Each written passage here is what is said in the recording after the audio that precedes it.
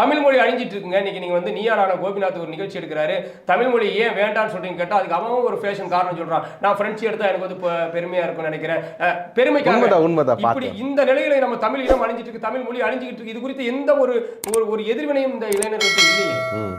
இதையெல்லாம் பார்க்கும்போது ரொம்ப வேதனையா இருக்கு. அது அந்த வேதனை வெளிப்பாடு தான் தலைவர் வேல்முருகன் போன்றவர்கள் பேச வேண்டியிருக்கு. தமிழ் சமூகம் சீரழிஞ்சு கிடக்குது. இன்னைக்கு பெண்கள் வந்து மதுவுக்கு அடிமையா இருக்காங்க. எந்த வீடுலையும் ஒரு குறிப்பிட்ட வயது வந்த பெண் சொந்த அண்ணனை கூட கட்டி பிடிச்சோ, சொந்த அண்ணனை கூட வந்து ரொம்ப நெருக்கம் காட்டியோ பேச மாட்டாங்க. அதுதான் வந்து இந்த தமிழ் சமூகம் நமக்கு போதித்த ஒரு ஒழுங்கு. ஆனா இன்னைக்கு வந்து விஜயோ ஒரு நடிகரோ வரும்போது உடனே போய் கட்டி பிடிக்கிறதோ, அவங்க வந்து அரவணைச்சு நிக்கிறதோ, அவங்களோட நெருக்கம் காட்டணும்னு நினைக்கிறது எதனோட வெளிப்பாடுனா அது ஒரு கவர்ச்சி, திரை கவர்ச்சியோட வெளிப்பாடு. இதுல வந்து நீங்க சொந்த வந்தாலும் ஒண்ணுமே கிடையாது. நீங்க இவ்வளவு சொல்றீங்கல்ல, நீங்க வேல்முருகன் மீது ஒரு ஒழுங்கின செயல்முறை இருந்து காட்டு சொல்லுங்க. இன்னைக்கு நான் சொல்றேன், விஜய் மீது வந்து ஒவ்வொரு நாள் ஊடகங்களில் பேசப்படுது.